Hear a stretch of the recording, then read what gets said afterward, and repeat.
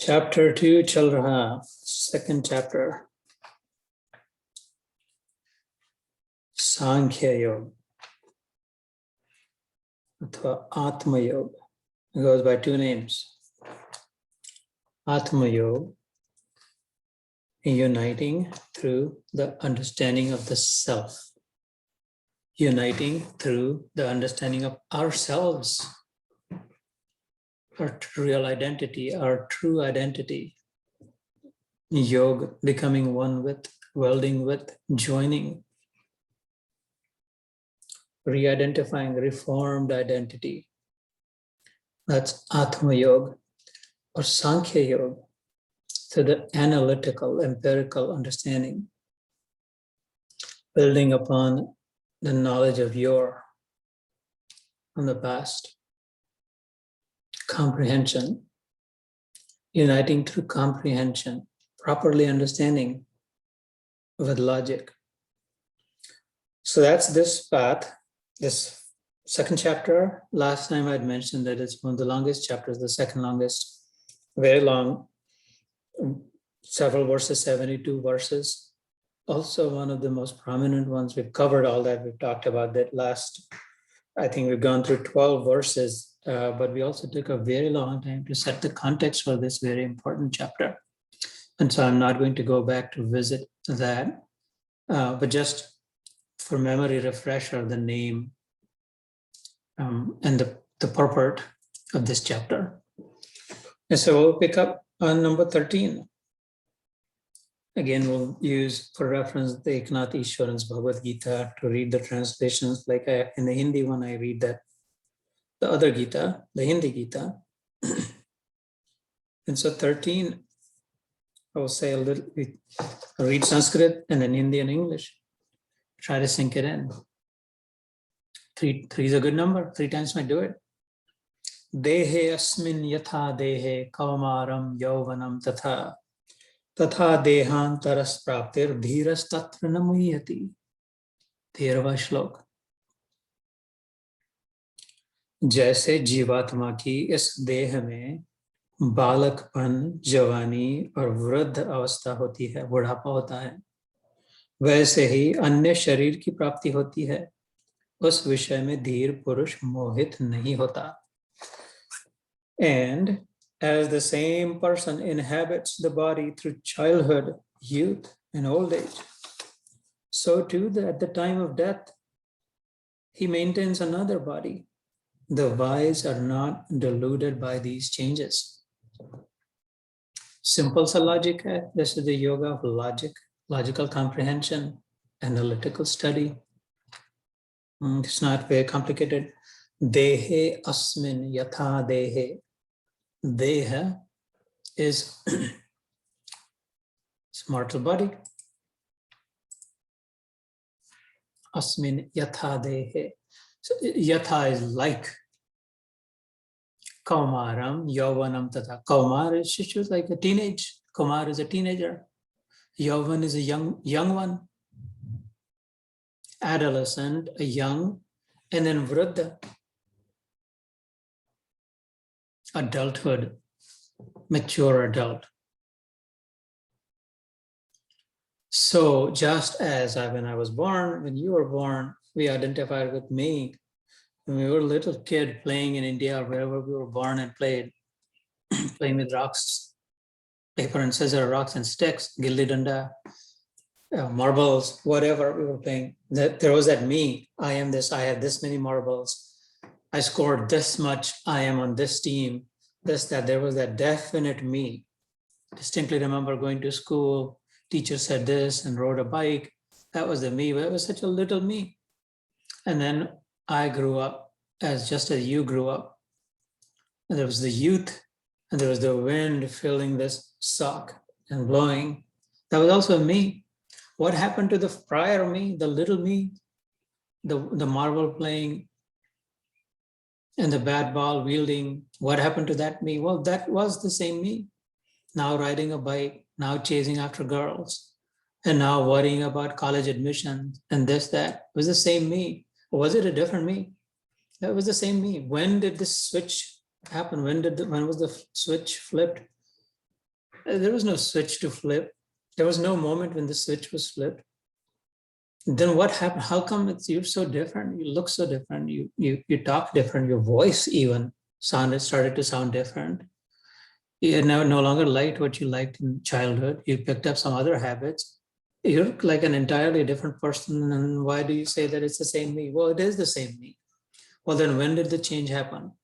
There was never a moment when the change was not happening.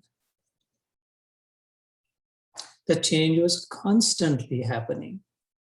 There was no moment that was constant in this world. Anything, including the body, including my identity, that I think me. There's never, that's a myth. There's no such thing as a constant in the world. It does not exist. Constant does not exist. I was constantly changing, but I was aligning with it. Just like when I ride a bus, I ride an airplane, 500, 600 miles an hour. I don't even recognize that I actually am going at 500, 600 miles, and I'm reading, I'm eating, I'm watching TV, I'm playing, I'm typing. How is it possible? 500, 600 miles per hour? Well, because I've aligned with my container. I've identified with it. Through the law of inertia, physics would inform us. Therefore, it has taken on the form and the identity in the assumed one. And so just as when I was traveling in an airplane, I had assumed the identity and the motion, the hundreds of miles per hour of the motion through inertia did not affect my functions. I have assumed this identity that I am the body. And so I'm not even noticing. It's imperceptible. The change in me is imperceptible. The same little kid growing up in Nagpur, or going to college in Nagpur in India, or coming here to the US, and this and that. I'm so identified with my body that while the body is changing, I feel like I'm the same one. And that's also because innate nature, the real me, the actual me that I don't know yet, actually I'm the constant, right? In the world, there is no constant. Whatever is in and of the world cannot be constant. And whatever is not in the world or of the world cannot change. It is always constant. It is ever the same. What's not in the world, what's not of the world, what doesn't belong to the world, it is impossible to change that. The world cannot change it. It never changes. It has ever remained the same. And what is in the world, of the world, can never remain constant. It ever changes. And such irony that when I am in the world, of the world, thinking the body as me, have so tightly aligned with the body that even though the body is changing when I was a child, so we're doing slope number 13 here, right? Second chapter, 13th verse. The body is changing constantly, the child, the youth, the adult, and the old age. And yet I feel like it's the same me. Well, how come, if you're the body, how come it's the same you? You've got nothing in common with that one in the past when you were a child. Because I'm so tightly aligned with it, just like in the airplane, just like when you were sitting behind our friend riding a scooter in India or a bike here, and he would twist and turn on the curves, and we would also twist and turn on the curves. And then when he would pick up speed, we would also pick up speed. When he would slow down, we would also slow down. Or that fly in the car entered through the window. It's going with us wherever it goes, and it's still flying within the car. But really, it's flying at 100 miles per hour on the highway. And within the car, it's flying at I don't know, not even 1 mile. But because it is aligned through the law of inertia with what's around it, what's containing it, its container, the car or the airplane or the scooter, then it's lost consciousness of its separate identity. It has assumed the identity of the container. The fly has assumed through laws of inertia, the motion of the car, or us, our body of the airplane. And so have we, the eternal constant, who am not in the world and of the world, but have assumed the identity of the container. This is the container, inertia, and therefore whatever happens with it, to it, I think that's who I am. That's where I'm going, and the body is falling sick. I have fallen sick. The body is hurting. I am hurting. The body is dying. I am dying. So it's the same me. Innately, we know that it's the same me. We even say that. Well, I was old. I was young. I am this. I am that. So the I has not changed. It's seemingly obvious, but really deep, if you care to pay attention to it. I was young and I am old and I am this and I was there, that. All those have changed. The conditions have changed. The circumstances have changed. The concocted, the layering has changed. But the I has not changed ever. I was born on April 20. This, that, in this hospital, in this city. And I am this, I'm here now. I'm like that. I hasn't changed. As I had said one time in Hindi, मैं हूँ. You say मैं हूँ. हूँ कभी बदलता नहीं है. So I am. And so he's saying that the deha, in the 13th chapter, dehe asmin yatha dehe kaumaram yauvanam tatha. Kumar avastha ho, yauvan avastha ho, young age, adult, adolescent, teenager, old age. Those circumstances change, the formations change, but the carrier, the container is changing. The one that is contained in it. Embodied, we call it embodied soul, right? If you pay attention to the word. With an embodied soul, meaning momentarily within a body. So the soul doesn't change. The body is changing. Tatha dehantaras praptir dhiras tatra namayati. Dhir is the poised ones, the restrained ones, the courageous ones, the ones who can slow down, poise, and think. They don't get wrapped up in it. Just as the body is changing and they're still the same, in these external circumstances and the changes that are occurring around us, including death, because this is about death. Arjuna is worried sick about death of others. He's not worried about his own death, but he also knows his own might, his own prowess, that if he truly entered the war, if he really fought willingly, then they're not going to be spared. And that means they will die. And he's worried about that. And so Sri Krishna is saying, look, listen, just like this, when the soul assumed this body and was born, it was a tiny little body, and then the body grew, the soul is still the same. Here's a continuum. The body was born, the body is growing, the body will shed, the body will perish, the body will be burned to a fistful of ash, whatever. But that which was contained in it will continue. It's just shedding, like the snake shedding its skin. How many times does the snake shed its skin? The snake doesn't care. The snake doesn't know, whatever. The snake keeps moving. The next skin comes on it with prettier scales, with fresher skin. Just like the soul has come from somewhere and is going somewhere else. In between, it has manifested in this body, and the body is changing constantly. There's not one moment when it is not changing, literally not a single moment since it was born until it sheds that it's not. There's nothing, there's constant is a myth, like I said. So it's going to continue to change. But the soul, the ever changeless, it's going to move on. Depending on its propensities, depending on its inclination, depending on its desires, strong desires, depending on the path that it has set for itself, that soul, depending on what it is trying to experience, it'll take a form conducive to that. So don't be too attached to the form alone, Arjun. This is what they desired, and so they have become as Bhishma and Drona and Duryodhana. It's not that your grandfather will ever die, or your guru will ever die. If you're thinking that they're just the bodies, then there's no way to actually keep them forever either. So shortly he'll say, then what's the point of grieving over it?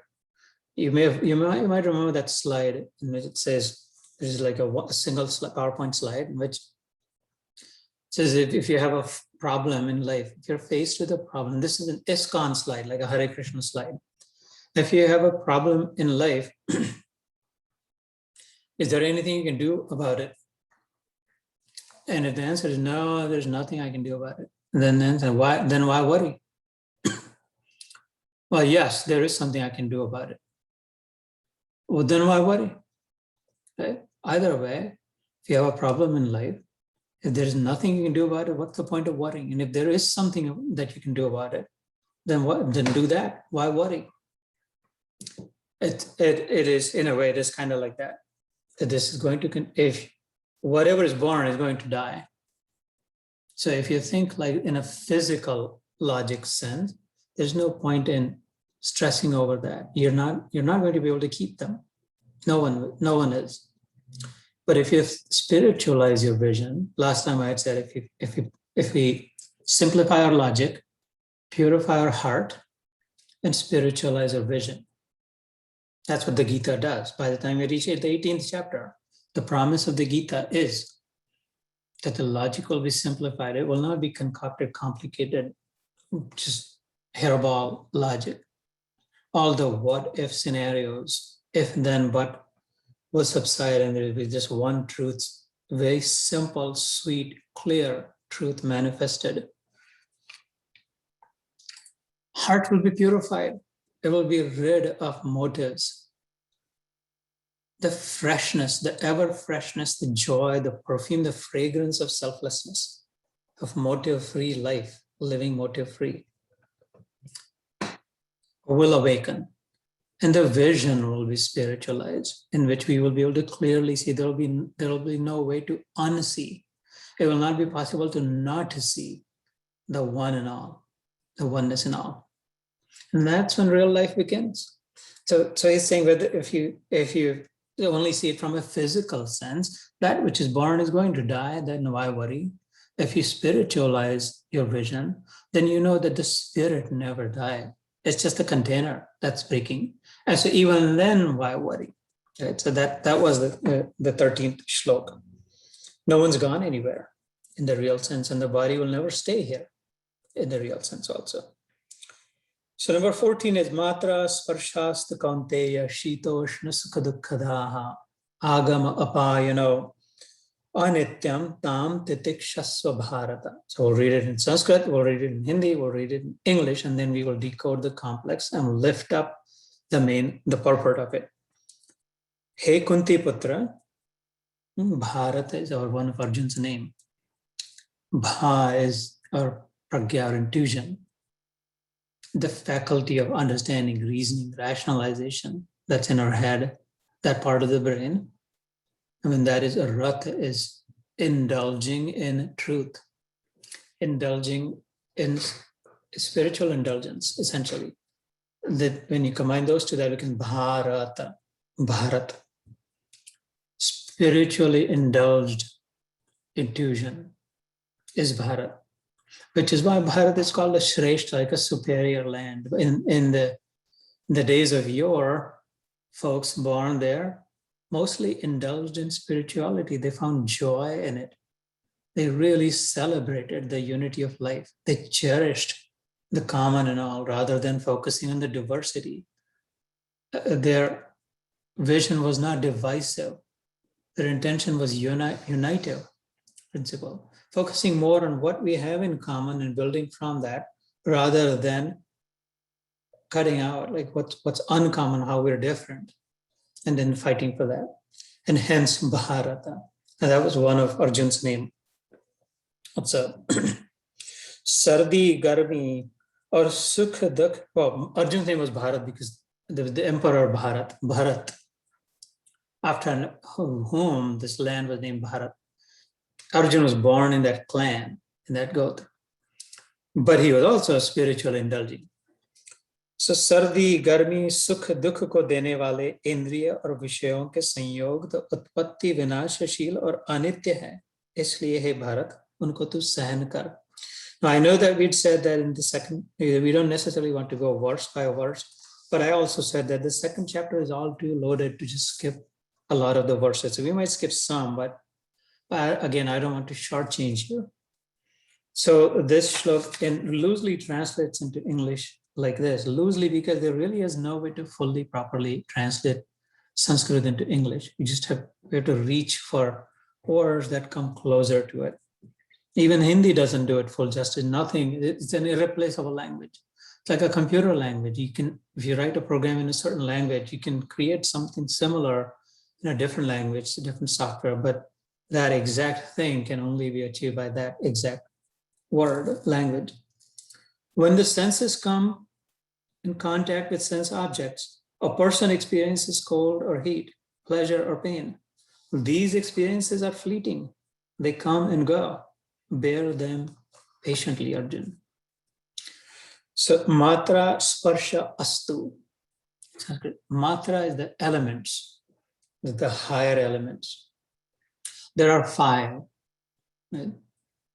There's the earth element. In other words, the solidity. Anything that's solid. We're not talking about the chemical, like the chart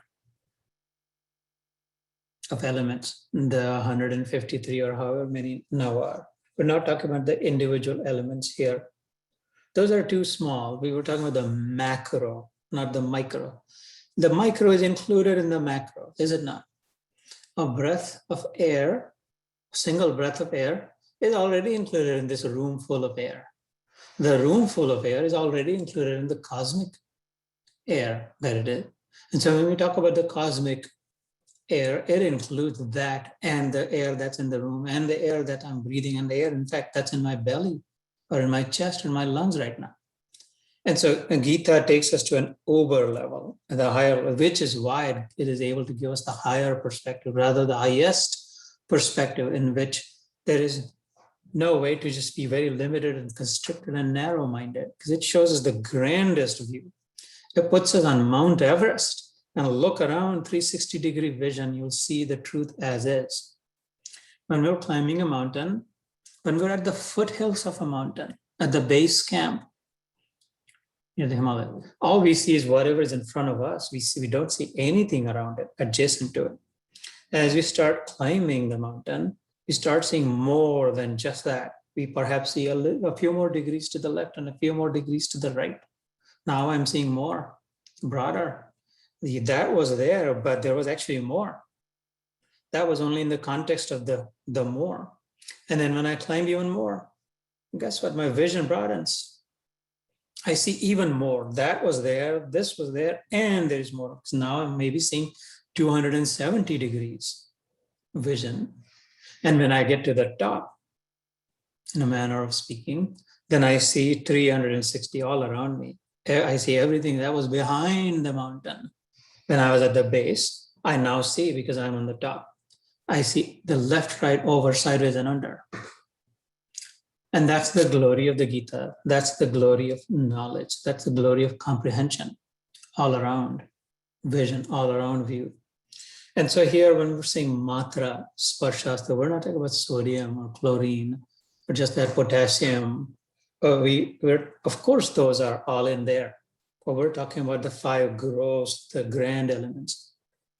So earth is one element. By earth, I don't mean the planet earth. It's just a name given to it, solidity.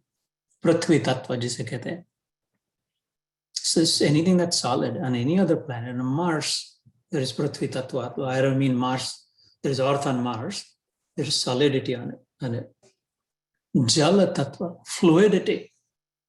Anything that can flow, anything that stands still is Prithvi tattva. That's solid and is jada, is unable to lift itself, is unable to do anything, has no brain of its own, as if it's just stuck where it is put.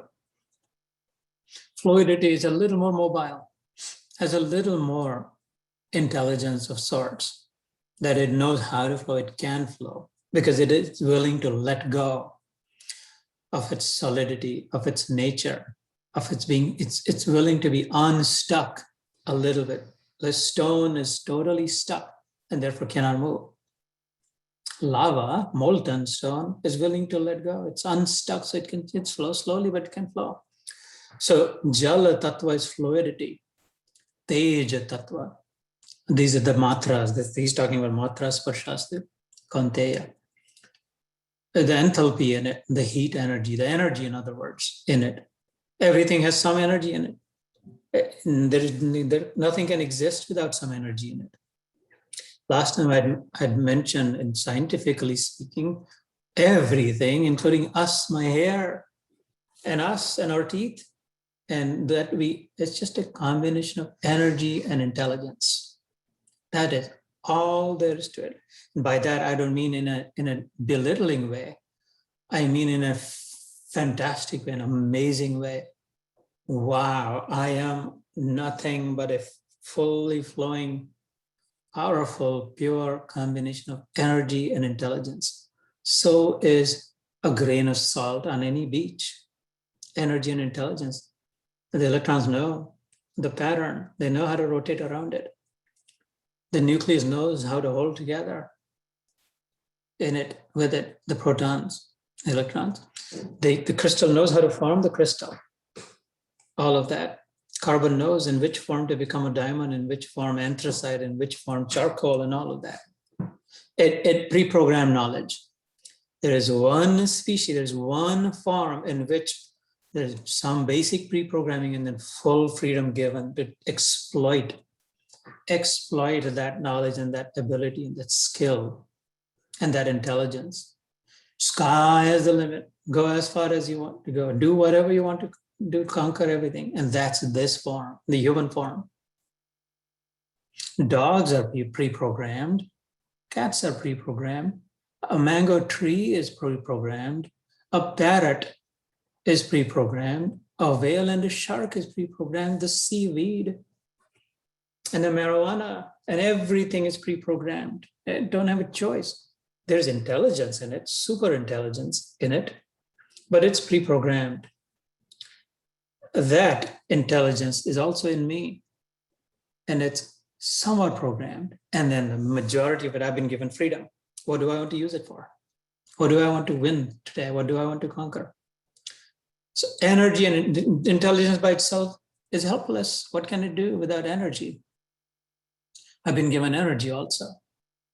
Energy by itself is dangerous. It's meaningless. It doesn't know anything. Just energy by itself, electricity just sitting in the wall, does nothing. It could do so much, but no, it does nothing because it doesn't have its own intelligence. It has its existence, it has its power, but not intelligence. Intelligence by itself will know, but be incapable. And when energy and intelligence come together, that's when the magic starts, and that's when the magic happens. And all of creation is that, gentlemen. And the entire creation is a combination of various manifestations, various proportions, various combinations, various permutations, various forms, various imaginations. Look at the different flowers and the kinds of grass and the shades of the ocean and all of that. Energy and intelligence, energy and intelligence. And that comes from these 5 macro level elements. So the third one, we were talking about energy. In physics, we call it enthalpy, or chemistry, both. Right? In the world of science, we call it enthalpy, the latent energy, the energy that's hidden within. And the fourth is, and we will call it wind, Vayu Tattva. The ability to blow something, the ability to, just like the water, the jal, the liquid can flow, wind can blow. Otherwise, if there was only solidity, then there's nothing that could happen. It's just stuck in there. And so, okay, we made it fluid also. So it'll be solid, but there'll also be flowing. Fluidity needs some basis, some support. Something can flow on something. Water cannot flow in the air. Water can flow so long as something is holding it. A rock cannot float in the air. A rock needs something higher, bigger, something to rest on. So there's a support, there is a rest. Everything needs a rest. Everything needs rest. Everything needs a support. Everything has a support. We also have a support. We don't recognize it. We don't admit it. We don't take the time to understand it. Doesn't mean nothing. I know it or I understand it or I accept it means nothing in the realm of the truth. The truth is not dependent on whether I know or understand or accept. The truth is the truth. That is why it is the truth, unchangeable, immovable, unshakable. It's in the Gita in this chapter. That's our nature. That's our nature. You are that truth. Immovable, unchangeable, unshakable. It doesn't matter whether people accept you or not. You are who you are. You are how you are. The real nature of it. And so no worries, really. No place for worry in your real sense, in your real self. No place for worry. You're not going to change. You're never going to die. There is no disease for you. You've never gotten old. It's millennia since creation. So that's the fourth is the ability to blow. And the fifth is the ability, this is the space, ability to hold it all. The ability to keep on expanding, in other words. What's the nature of space? What's the significance of space? It expands. It can expand, more expansion. There's no end to it. There's no limit to space, how much it can expand. There's always space. Properly think about it. What a phenomenal creation this is. Like, do we think about it ever? What has been gifted to us for free without asking? Could we design it? If we had 5 bones, could we have asked for something as phenomenal as this? Give me something that will all be solid, something that will flow, something that will have enthalpy energy in it, something that will also be able to blow without any support. It is not unlike water or fluid, and someone that will always ever expand. Those 5 are called elements, the primal elements. यहाँ पे जो मात्रा शब्द है, tan matra. In Sanskrit, it's called tan matra. The 5 great elements. Now, the interesting thing is this. At the end of the 3rd chapter, whenever we get to it, Karma Yoga, it's clarified that we, meaning you, are far, far superior to even these 5 great elements. These are insignificant in value compared to you. And what a beggar we've made of ourselves, becoming forgetful of it. Like a dog, we just want. Give, save, bury our bones in that earth somewhere. Pee on it, so we will know when to find it, where to find it next. Now, so we become completely forgetful of our real nature. There's nothing that we have to take. There's everything that we have to just give. We'll never be able to give enough, finish anything, everything once we're able to tap into that ocean of opulence. That ever-expanding ocean of opulence, when we touch it with one hand, with the other hand, give. It's flowing constantly. So matra sparsha is contact, stimulus, external stimuli, in other words. Matra sparshast kaunteya. Kaunteya is the name of Arjun, one of the names of Arjun, Kunti Putra. His mother's name was Kunti. Kaunteya is Kunti's son. Matra sparshast kaunteya. Shita ushna sukha dukkhada. These material, physical elements, they're always going to bring some relativity, Arjun. Contact with them will make you think this or that. Neither is constant. This will also change, and that will also change. You think this today, tomorrow that might be. You think this is good today, tomorrow you may not like it. You think this was perfect, this will stay, or this will not change, or this is your friend, or this is mine, or this is these are good people, these are right. This is the good party, good leader, good job, good boss, good look, good car, good neighborhood. There's no such thing as that. It's good now. that means nothing, because tomorrow is not going to be now. And the day after tomorrow will neither be now nor be tomorrow. And so as time changes, so do these change. And therefore, what's the point? And there's no substance, there's no substantiality. They're not substantial. They're hollow. They're shallow. And so it's not wise, it's not very smart to attach to that alone. We're hitchhiking to something that doesn't have real power in it. So external stimuli, matra, sparshas, kaunteya, shitosh are relative.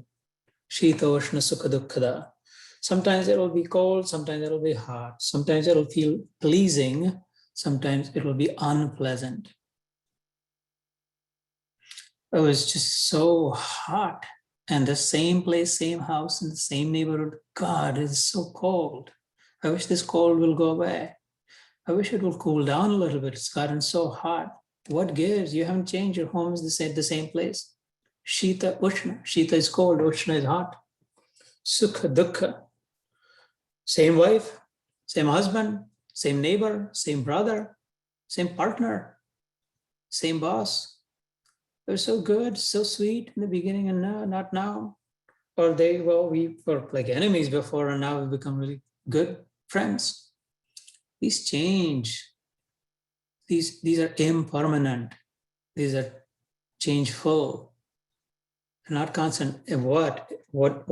Anything, everything in the world. There is no constant, including the body that we think we are.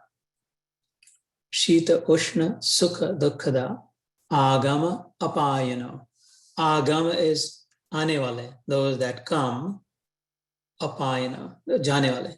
These come and go like the winds blowing. Circumstances change, times change like the winds blowing. Who knows tomorrow which direction the wind will blow in? And depending on that, like that, not depending on that, but like that, who knows tomorrow whether I'll be healthy or sick? I'll have the job or not? I will live or die. That's a pitiful way to live. That's the use of this super intelligence that we've been gifted with. Those that are much less intelligent than us, the fish swimming in the water, doesn't even worry as much as I worry, and I call myself intelligent, then I'd rather be less intelligent. So I'm misplacing my intelligence, right? Agama apayano anityam. Nitya is steady, constant, same. Anitya is the opposite of that. Ever-changing. Tam titikshasva bharata. Tam is in those. Titiksha is enduring, forbearing, tolerant, withstanding. Titiksha. It's a very prominent spiritual virtue. It is an essential, it's a must-have. It's one of the 6 must-have characteristics according to Adi Shankaracharya. It's arguably the greatest proponent of Hinduism, the protector of Hinduism. One of the 6 most prominent virtues one must amass, accumulate, strengthen, cultivate is titiksha. It's endurance. We have to be enduring in our relationships, at our job, in our sadhana, in our thinking, in our dhyan, in our love. We have to be enduring. We have to withstand some onslaughts. We have to be able to handle, keep standing some insults and injuries, all of that. If you want to get past those, if you want to get across it, to let these concoctions, ups and downs pass, and then we'll have that steady state. And we do. And so Sri Krishna is saying, yeah, it's like a wind blowing that has entered into your head right now. Okay, oh my God, what happened? With the 13 years you've been accumulating this, waiting for this day, accumulating strength and gathering weapons. And remembering that this day will come and I will teach the Valians a lesson. I'll show them their place. And now this different wind has suddenly entered your head. You have to withstand it. Don't get blown by it. Otherwise, it will be anartha. It will be catastrophe. So and so he's saying, by the way, everything in life is like that. Any contact with any of these elements. In other words, objects, gentlemen. What he's suggesting is so the trouble with Arjun was that he was living in an objective world. Object, physical, tangible, right? This man, this kingdom, this throne, this emperor, all that. And Krishna is asking him to rise above and look at the underlying reality within it, the subjectivity within it. Never mind the objects, the bodies. Uphold the principle. Bodies will come and go. Truth has to be upheld. Goodness has to be upheld. Love, uncontaminated, unexpecting, judgment-free, pure love has to be upheld. Not there's just the embodied objects of it. And the last time we talked about how Arjun was pushed by the reason. He thought he was fighting for a reason. It's motivated by revenge. And therefore he was reactive. Krishna is asking him to leave the reason and pick up the purpose. Fight not for a reason, fight for a purpose. Big difference, similar sounding, almost 180-degree different. Reason is just being driven by whatever happened in the past. I'm just reacting to it. Purpose is disconnected from it. I am doing this because that's what I want to achieve, regardless of whatever else. And so purpose is proactive. So have a purposeful life, not a revengeful life. As we did in the meditation today, we said in the dhyan, the cleansing dhyan that we did before this session started, today is that day. There were so many special days, so many birthdays, and so many Diwali, and so many this, that. They were sab faltu. Zero, meant nothing. Did anything stick? The joy? Did it last? How many mithai, how many patake, how many new clothes? Did any of those permanently lodge us in that steady state of mind called nirvana? No, then spit on it, on those. Today is the day. Why? Because I say so. I meaning you. I say for myself, you say for yourself. That's it. I'm flipping the switch. Enough with objectivity. I no longer want to live for a reason because of this and because of that. This is what happened, that happened, and therefore I'm doing this, and that had happened. I am doing this. I don't want that to happen. No, I've identified a purpose. I'm going to identify a purpose for which I live.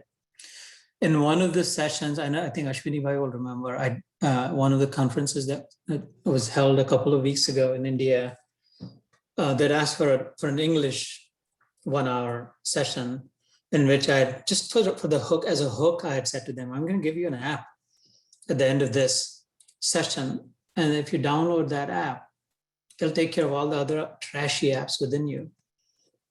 It will securely lodge you. And so suddenly anyone, anytime hears the word app, like they're attracted, they wanted to go through that session. I might get something free, some free app. May have been underwhelming at the end, but that by the app, I meant APP. And we went through that lecture about that. I posted it on WhatsApp also. If you're interested, it's in English too. The A is for anchor, P is for pilot, and P is for purpose, APP. And we walked through how we identify our anchor in life, how we identify who our pilot is, and how we identify our life's purpose.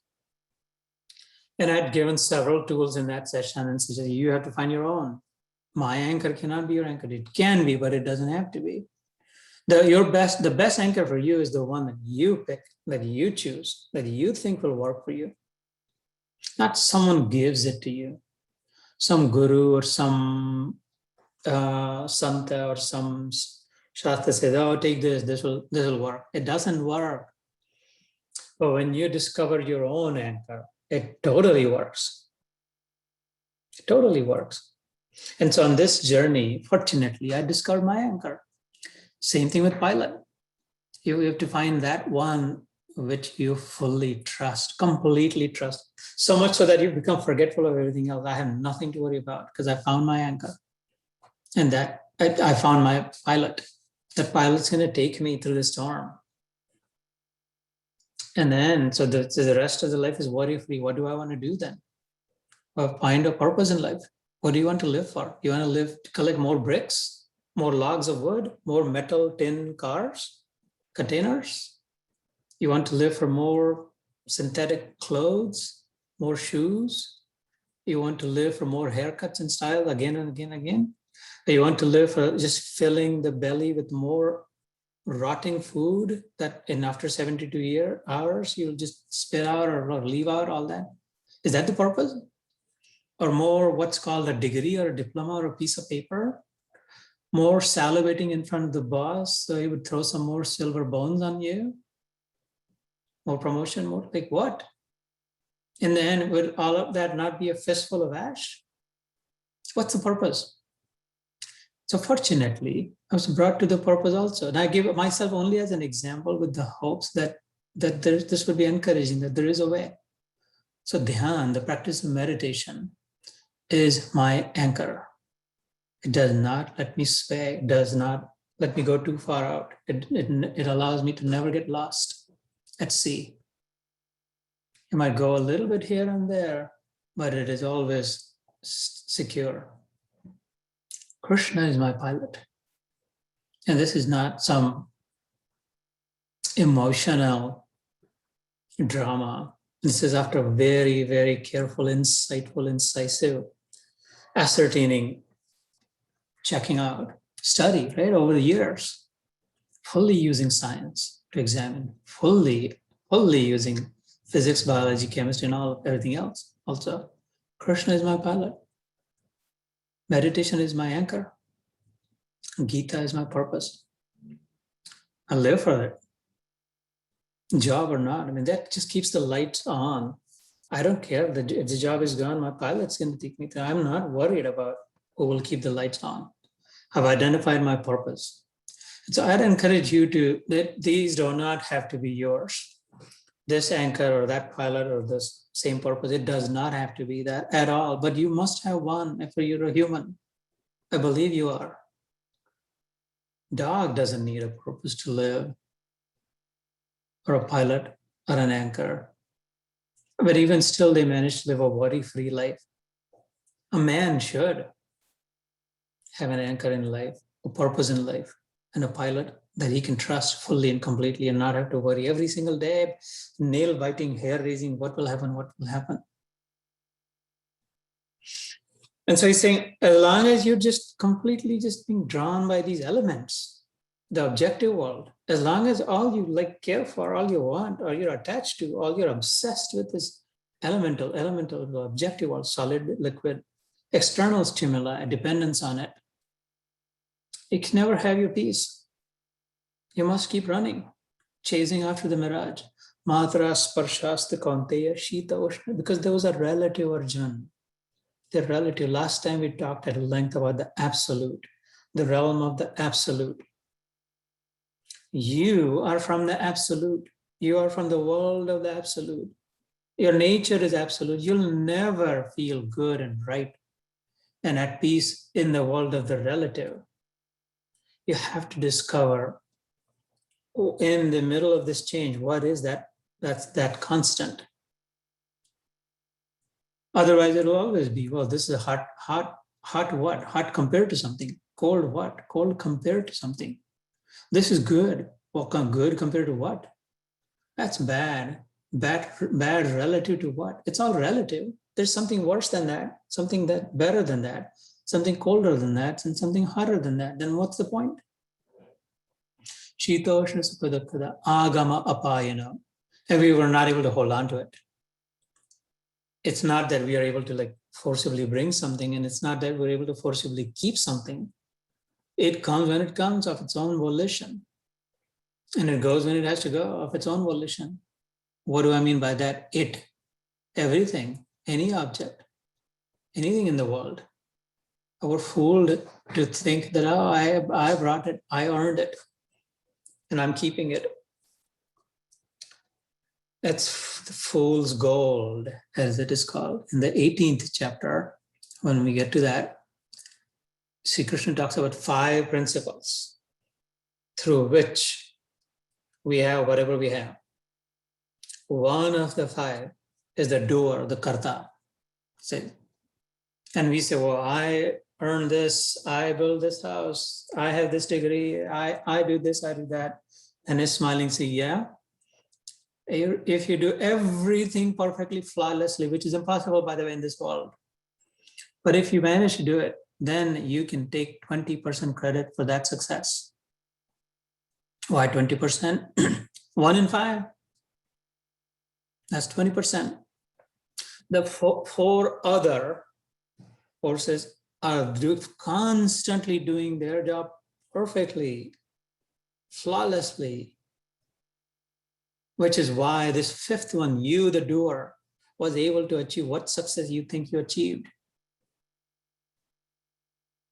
So when we get to that, we'll talk about this. A phenomenal dissertation on the law of karma.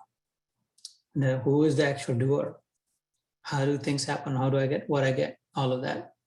And if you can't wait, then go to the 18th chapter, and those are like slow verse 13, 14, 15 verse numbers. They're complex. They just by reading it's not intuitive. It's not easy to understand. We'll have to decode it. Sometimes I just jump all the way to that and just bring that back. And maybe someday I will. Don't have to wait until the 18th chapter. But for now, I will say that all our success, at best, the greatest success ever in life that we've achieved, at best, we can claim 20%. And really, even that's a myth, because we're not flawless. We're not perfect. But here's the better news than that. Well, then so is my failure. If whatever happens to me, if whatever I have, the good, the bad, and the ugly, I can only claim 20% of it, heck, then I'm just going to claim 20% at best, or less, of all my failures, of all my foibles, of all my drawbacks, of all my negative tendencies, propensities. And so I'm just not going to be stuck in this good or bad, success and failure. And that's the message of the Gita. That's a morass. You'll get stuck in it. You'll never be able to write. Just leave that. You're not of this world. Those are not. Get along, get by. Use them as much as you need. Be moderated, be regulated. Make use of what you got to keep moving. Moving where? Moving to that place where you came from. Well, where is it? Right here, right now, it is there. Yeah, you'll never find it outside. You'll only find it inside, because you are inside. This is the container. So, tam titikshasva bharata. So be enduring. Show endurance. Withstand it. Hold on. Don't lose it. And in the 15th chapter, Yam hina vyathayante te purusham purusharshava samadukha sukham dhiram so amrutatvaya kalpate. This was in Sanskrit. Kyunki he purusha shrestha. Rishabha is the head, like superior. Purusha is a man. He's superior man. He's constantly reminding Arjun with his different facets, so that, because he's trying to pick him up, Arjun is like sunk deep into his chariot. And so Krishna is going to leave no stone unturned. Not one word wasted in the Gita, literally not one word wasted. It is perfect as perfect can be. There's no other place, no substitute, no replacement. Just take this and put this and it'll be better. No, impossible. And so anytime he has to address Arjun, he's pulling and drawing different words to describe him, to remind him, to goad him. You've been known and you've proven that you are the superior of all men. Like, what now? What happened? That's not the point of this shlok, but because he has to address him, he's going to pick a word that's going to remind Arjuna of his prowess, of his might. So that's the word Bharatarshabha, Purusharshabha. Yam hina vyat, well, हे पुरुष श्रेष्ठ दुख सुख को समान समझने वाले जिस धीर पुरुष को ये इंद्रिय और विषयों के संयोग व्याकुल नहीं करते, वह मोक्ष के योग्य होता है. If you want freedom from this, if you're tossed and turned in the relative world, you're confused, if you get anxious sometimes, if you're experiencing agony, misery, let's see what the English version says. Those who are unaffected by these changes, by, I don't know if I read 14, when the senses contact sense objects, a person experiences cold or heat, pleasure or pain. These experiences are fleeting. They come and go. Bear them patiently, Arjun. This was the shloka that we did. And the one that I just read, those who are unaffected by these changes, who are the same in pleasure and pain, are truly wise and fit for immortality. Assert your strength and realize this, Arjun.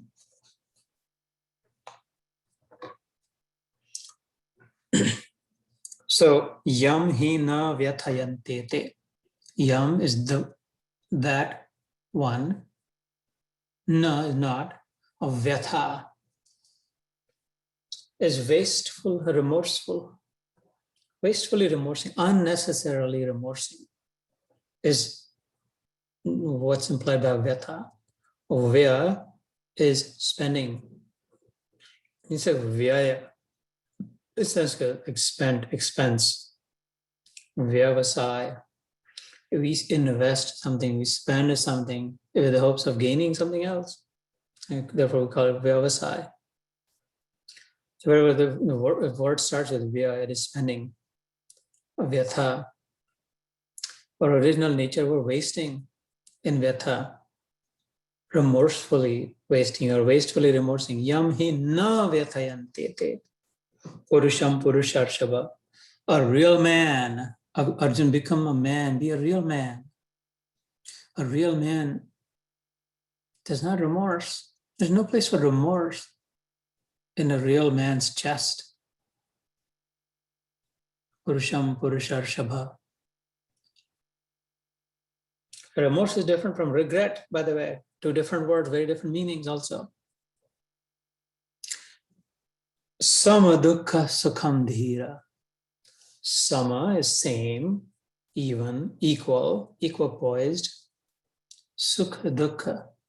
The one who's courageous, the one who's poised, the one who's restrained, the enduring one, the tenacious one, the one who has tenacity, the strong-willed one. That's dhira. It's able to withstand the pushes and the pulls. Sea level is used as the standard to measure all altitude on this planet, at least. But there's no such thing as a sea level. To be honest, sea level is a myth. The sea is never at one level. If it's such precise science, atomic clocks and measurements, what's sea level? Aren't there waves always moving? Oh, there's a wave, like at some place it's up, some place it's down, some place it's up, some place it's down.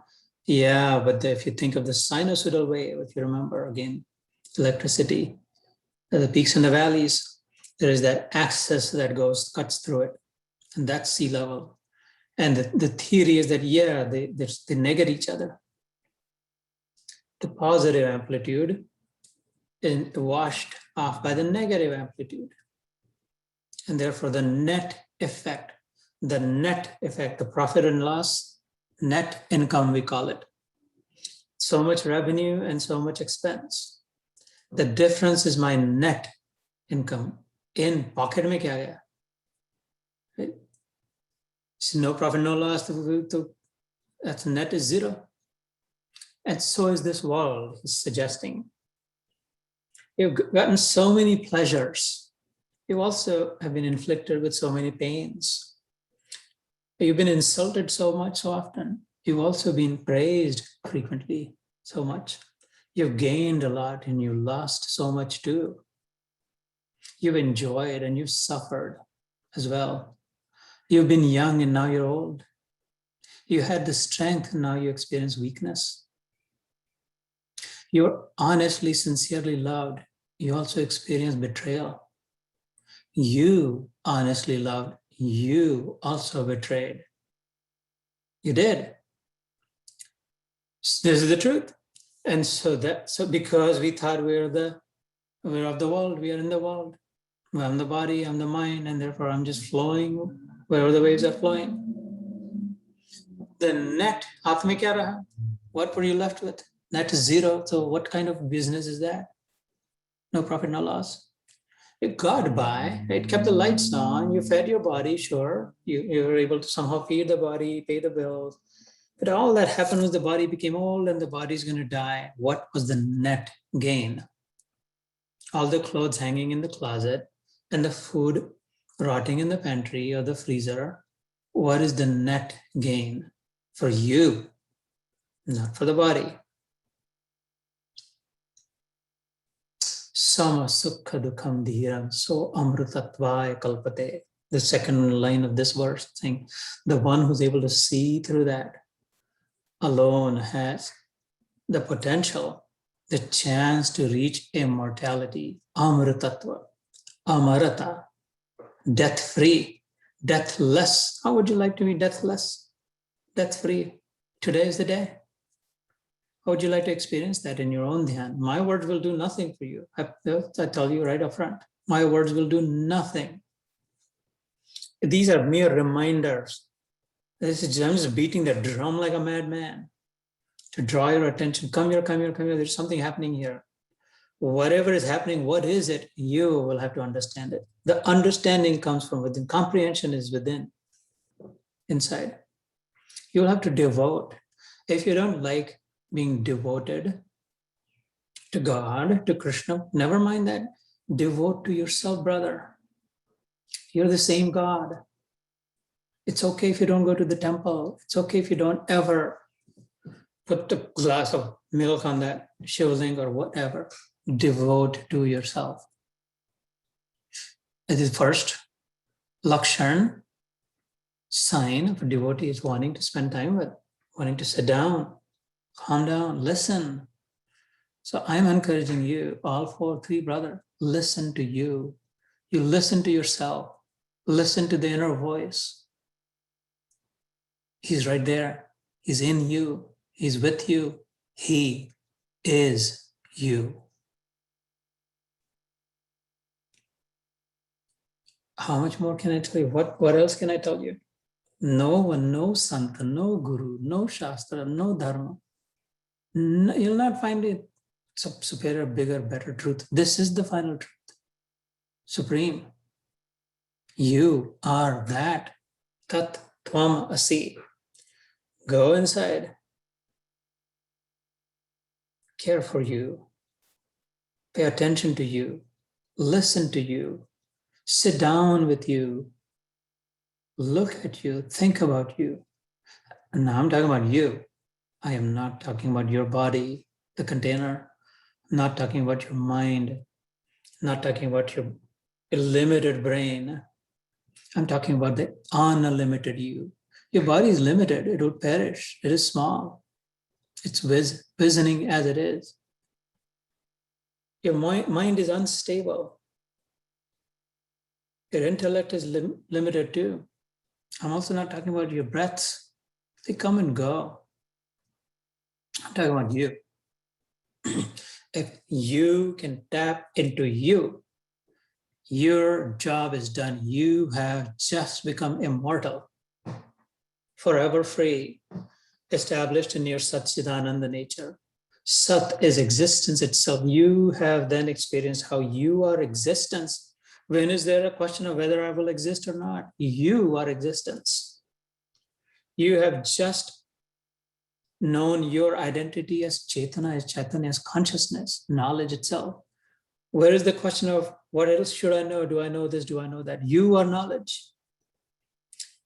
And the supreme of all, you will establish in your identity as that supreme bliss, the joy, ever-flowing joy, unattached, freedom and joy. And where is this question of what should I do to become happy? Oh, you are happiness. Wherever you exist, there is happiness. These are not words, and this is definitely not play upon words. This is an encouragement. This is an exhortation to go in, and it's simple, it's possible, it's available. It's in your own sofa, in your own living room, that you may be able to do that. And that's what he's saying, that no, and so is everyone else. Last time, the shlok that we covered, you think this body will die, that body will die, this guru will die, and this grandfather will die. That's because you don't understand the real truth, who they are. None of them die. There was never a time that you or they or I did not exist, and there never will be a time that you or they or I will not exist. We're the permanent existence principle. So amritatvaya kalpate, that one alone is worthy of and is capable of reaching immortality. That is the state of mind. That is the re-identification with, that is leaving the base camp. You have to leave the base camp if you would reach the acme of Everest. For you to climb atop the pinnacle of it, how can you still be stuck? How can you insist that, no, but I don't want to leave the base camp. I want the comfort of this tent here. Well, then sit there. You will only have very limited view. You will think that's all there is to it. And you'll suffer then, because your nature will want more, more, more, more. You'll never have more. When you think you got more, something else will have been lost.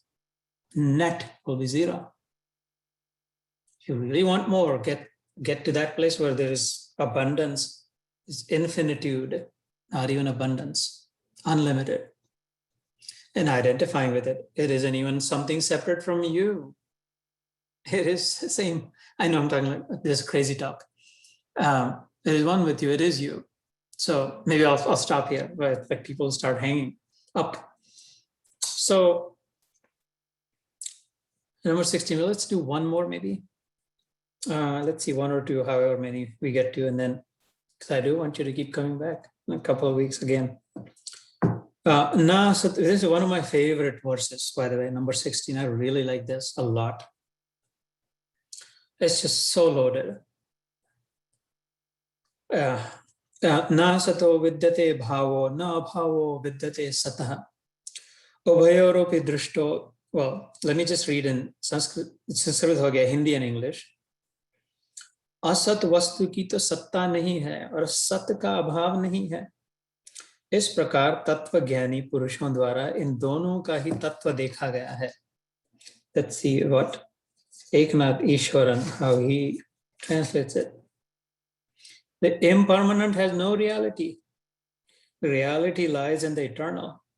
Those who have seen the boundary between these two have attained the end of all knowledge.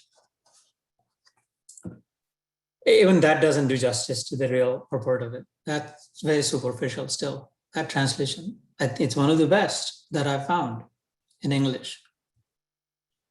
It's not a commentary on Eknath Ishwaran's prowess on English. He's 100 times better than I could ever be in English. I'm not commenting on that. And this Hindi is Gita Press Gorakhpur or whatever, like this Hindi doesn't even come close. These are great souls who have translated both the Hindi and the English. If in some lifetime I could be worthy of the speck of their dust in their heels, so this isn't a commentary on them. I'm talking about the prowess of the Sanskrit language and the original principle, the original truth that's loaded in that verse. Na sato vidyate bhavo, na abhavo vidyate sata. This is half a verse of the 16th shlok. This alone can even take you to full liberation, full illumination, complete enlightenment. Such is the power of the Gita. Even a half a verse can take you fully there. So Spider-Man just needs like any one hand, as long as his one hand is connected to some building, he can keep going, get free, no fear of falling. He doesn't need always both hands hanging. And so even half of this, any building, any tree, any electric pole, half of it, he survives. Just like that, any of these, especially this, half of this verse. And again, I don't know, like I don't know how to explain this. This is the realm of the truth. This is the realm of the spirit. This is the realm of the unobjective world. I don't know how to bring this into the objective world.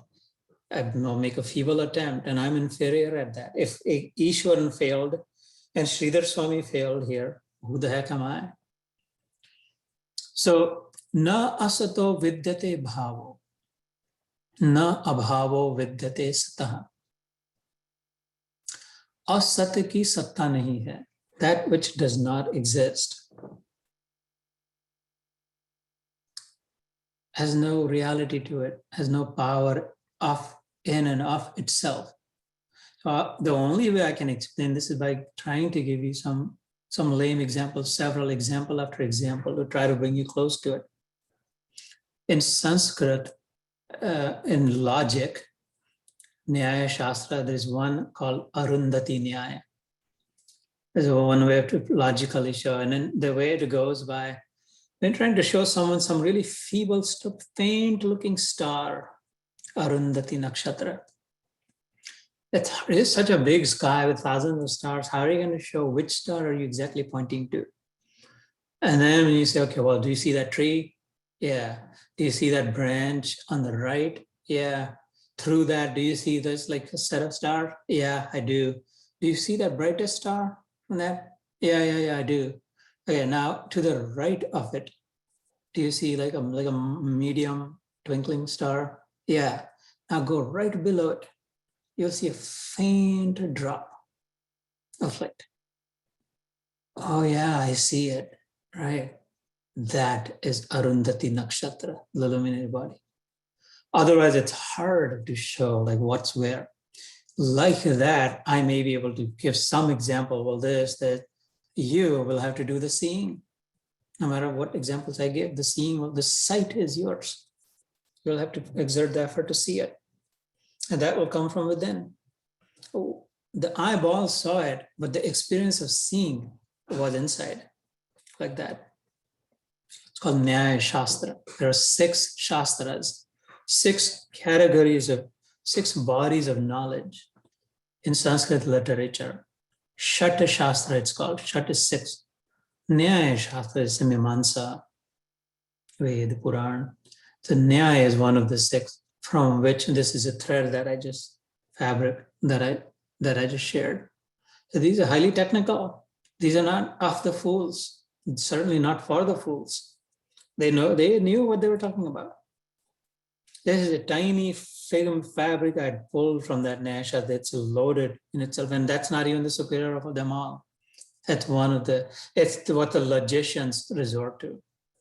There are the emotional, intuitive, there are the intuitive kind, there are the emotional kind, there is the logical kind, there are the analytical, Sankhya Shastra, analytical kind. And there are the I will learn by doing kind, karma kanda. And there's place for everyone. And there's a way to explain the truth to everyone. Take your pick. And the Gita synthesizes that from the different places and presents it. Take your pick. So it is for all. That's why the Gita is the most inclusive. That's why the Gita reaches us where we are at. Gita does not expect for us to go. Gita does not want us to convert to Hinduism or shave our head or start doing this fast or only after doing pranayams or this pilgrimage or this dakshina or only after 16 rounds of a 16-word letter mantra. No, Gita says, wherever you are, open your mind, I'll come to you. Whoever you are. It's so beautiful. It says, apichet suduracharo. It may be the heinous of heinous, the worst of the mankind has ever seen. This is in the Gita, he says, Krishna. Papebhya papa kritam. No one would have even thought of committing those sins. You may be that sinful. Sadhureva samantavya. Walking on this path, a person will kshipram bhavati dharmatma, rapidly progressing to become a high-minded and noble soul in the very lifetime. Effort on this path is never lost. Even a little effort will protect you from greatest fears in the last moment. Swalpamapyasya dharmasya trayate mahato bhaya. In this very chapter later on, it'll come. That shlok will come. It's for the smartest. It's for the sharpest. This path, because it's just so efficient. You got to be ready for it. It goes very fast. Kshipra, rapids, the Grand Rapids. Kshipra literally translates into rapids. Kaunteya pratijani name bhakta pranashati. Hey Arjun, because this is so rapid, these are the Grand Rapids, because these are the white waters, because rafting is really treacherous in here, I step in it with them and make sure that they will not be destroyed. Name bhakta pranashati. Those who trust me and start flowing in it with it, aligning with it. Sharan is alignment, not rubbing your nose and bending on your knees. Those who align with this knowledge, with these principles, with this truth, with me, I take care of them. I become their refuge.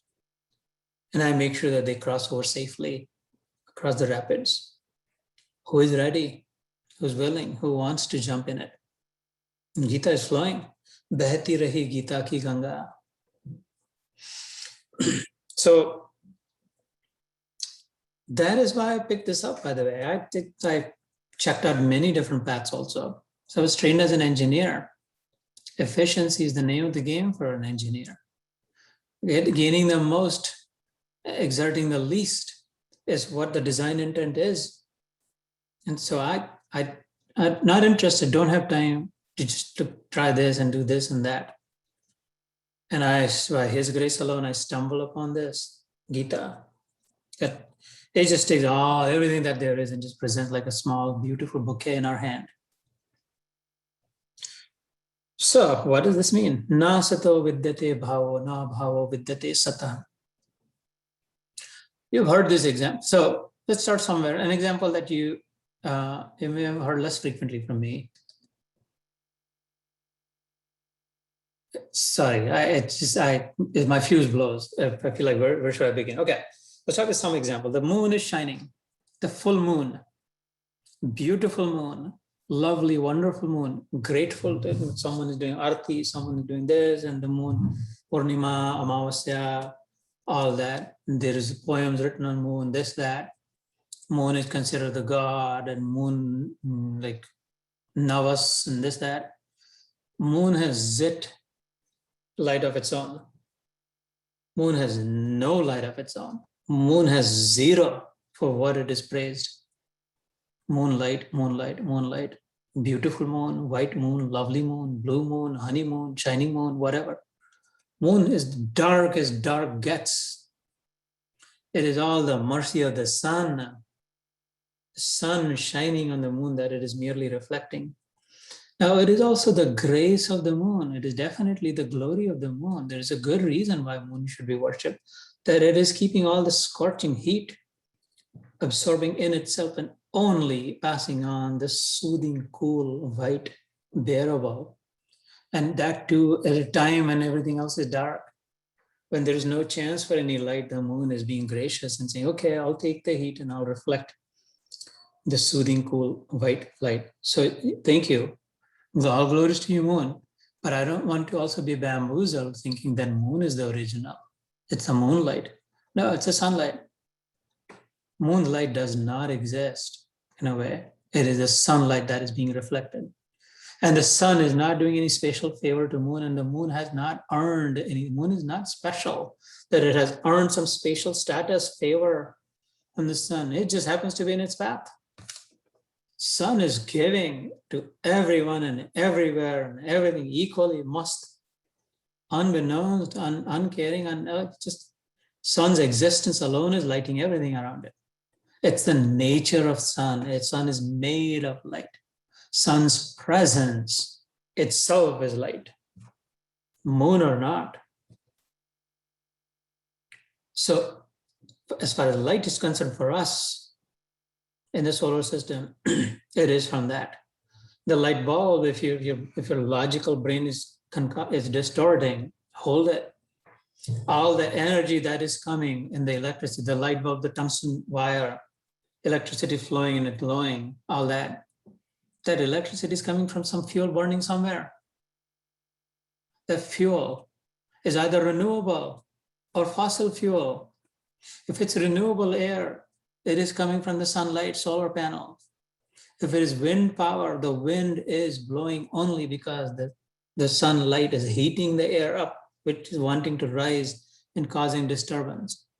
If it is coming from geothermal, the earth has been billions of years absorbing sunlight and keeping itself warm, and hence giving that same heat.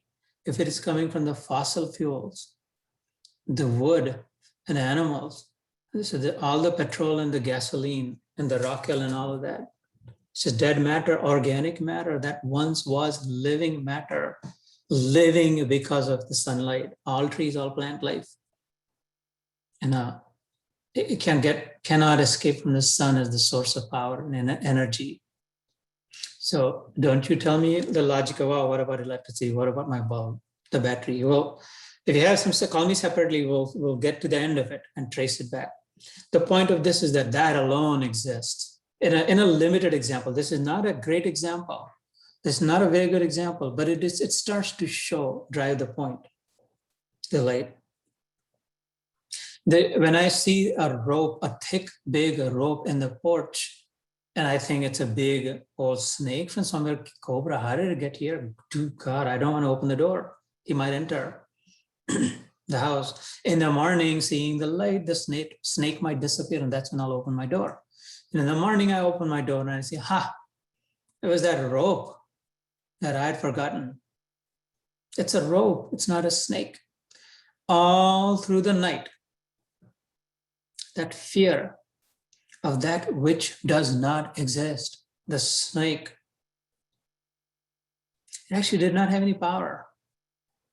I gave it power. I concocted it. I thought it was. I imagined it. It wasn't real. Just like the moonlight isn't real. Moonlight is not moons. A better example is this fear, this knowledge.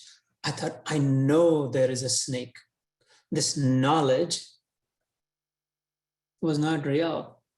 When sunshine, I'm not talking about light anymore. When I saw it for what it is, then the reality hit me that it's a rope.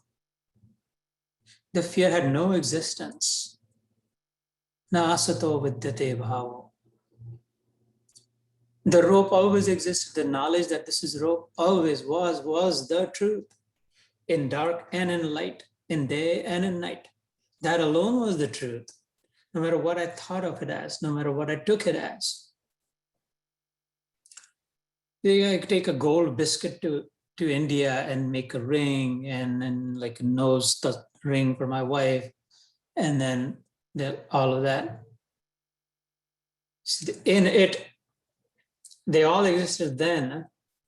The nose ring existed, the ring existed. All I have done is I've given it some shape. But the truth of the consistent material that it was, the element that it was, still is. And in fact, that alone is, even now in the nose, it is the gold.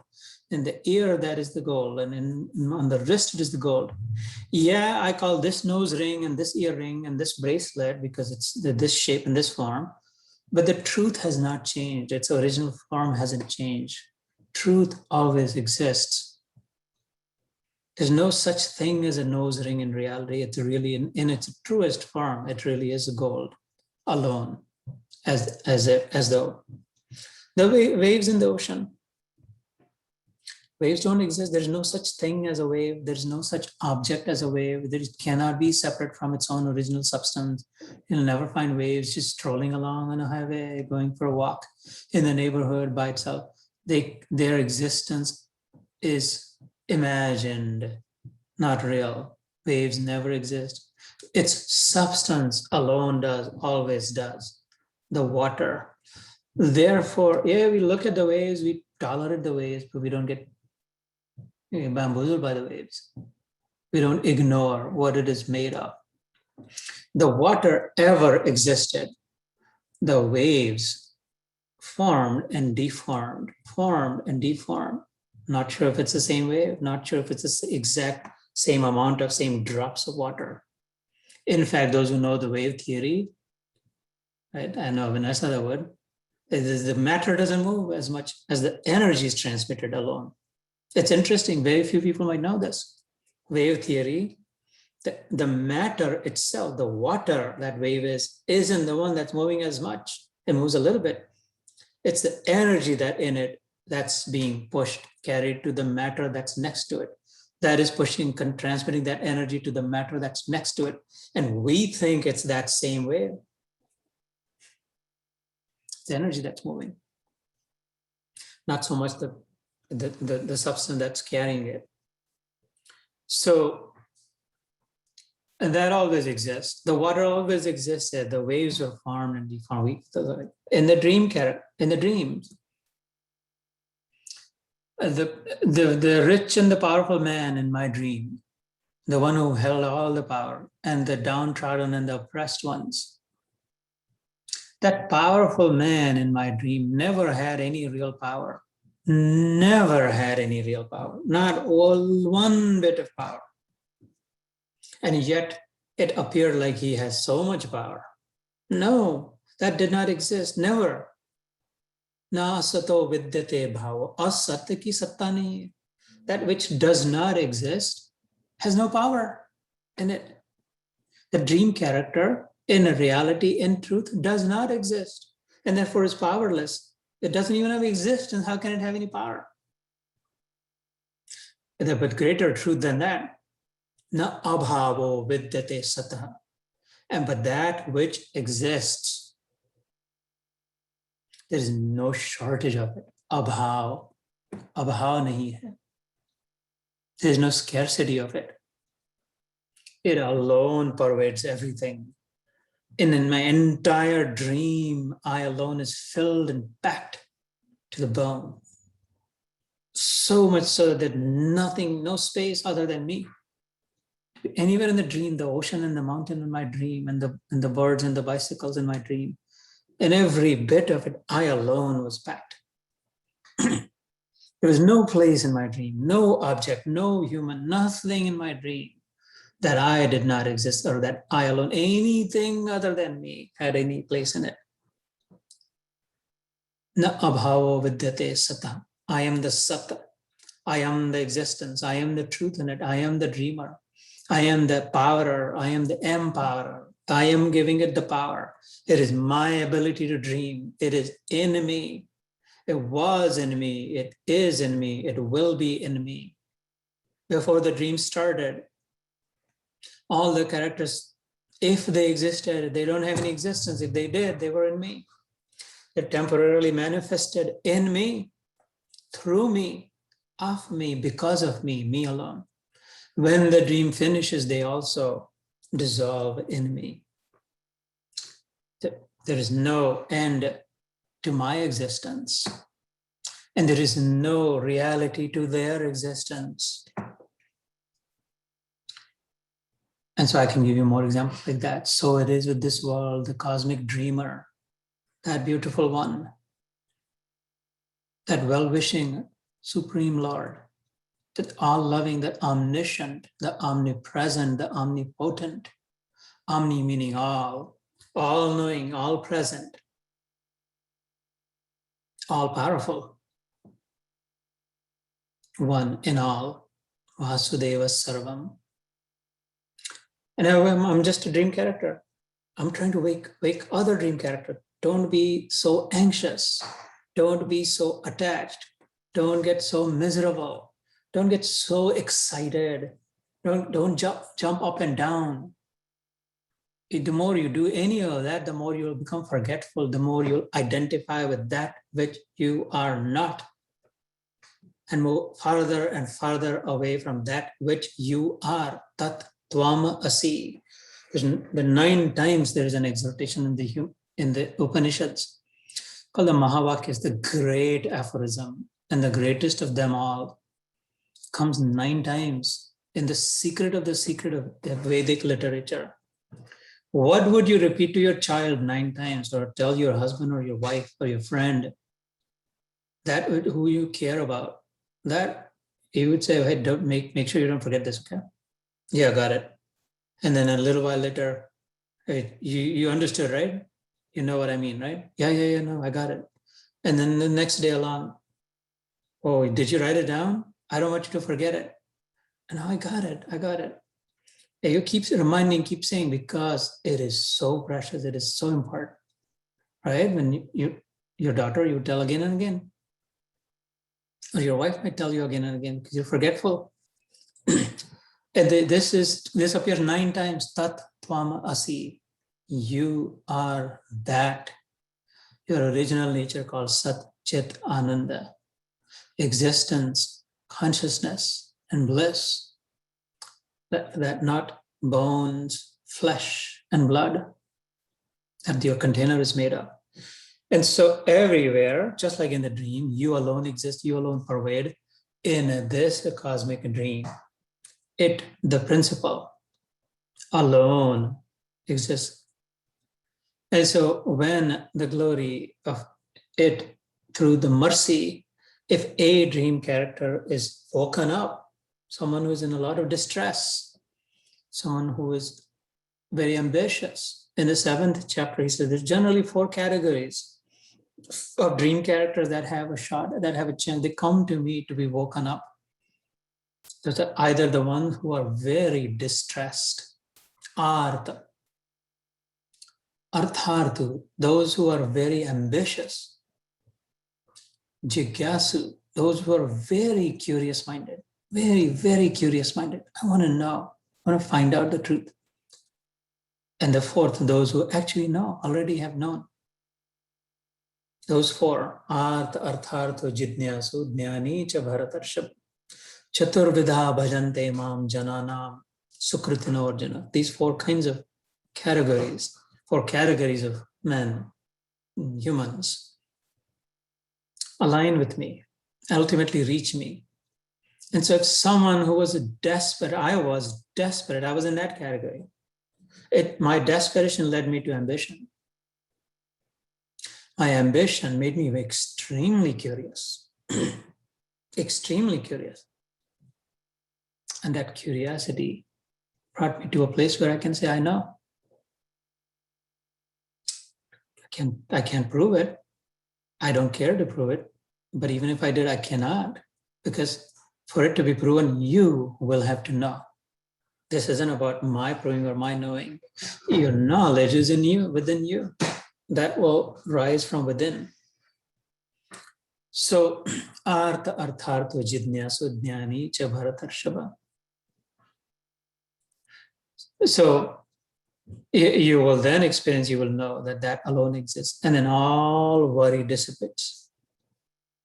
Everything just drops. All anxiety forever, permanently. All worries, all jealousy, all competitive competition, all anxiety, all fear. How about that? All fear goes away. No place for fear. No place for worries. For real. Dissipates. Goes away, moves away.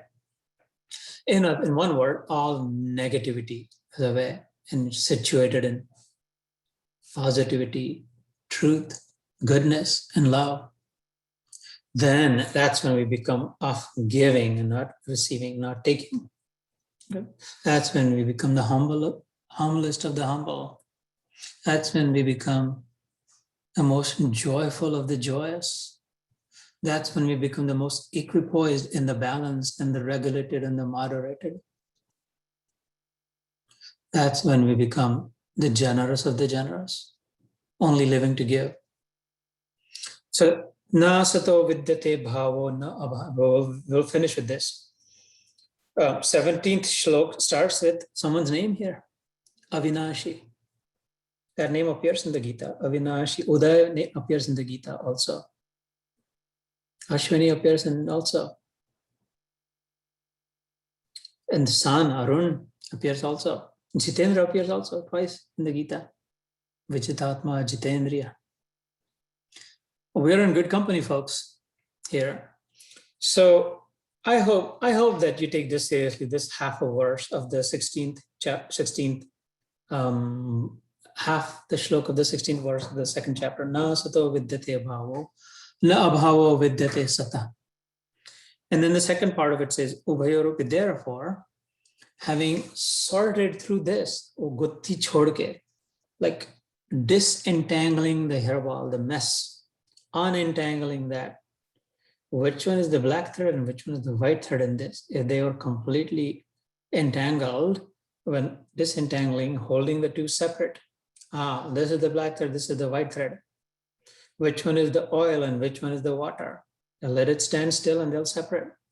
Knowing that, sorting through that, ubhaya is from these two. Api, drishtos, dono ka tattva dekha gaya. Those who know the seer, then are never confused, then are never bamboozled, then are never taken for a ride, then are never fooled by the fool's gold. They'll put up with it, they'll smile at you, they'll say, yes, right, fine, okay. Because they're not there to cause waves and ripple. They're not there to belittle anyone. They're not there to minimize anyone. They're only there to love everyone, to uplift everyone, to help everyone. Therefore, there's no question of cutting anyone out. They're not there to exclude anyone. They're there to include as many as possible. Therefore, they'll go along because they're aligned with the system. And then once in a while, when a dream character is super interested, seeming like it's a desperate dream character, seems like it's a very curious-minded, sharp-witted dream character. Seems like the person next to is a very, very ambitious. And when the merciful, woken up soul will think like, this ambition is going to take this person to a very wrong path, very bad consequences. I might as well, why don't I share with that person a different direction to take the same ambition and see how far you go with it. You'll be stuck here otherwise with that same ambition and ultimately rot in the earth only to be burned as fossil fuel to light someone's lamp 1,000 years from now. If that's who you think you are. Why don't you displace your ambition from here to here and see how high you go? Immortal. So when that struggling soul is gently nudged by another adjacent merciful soul who is also just, it does not exist either.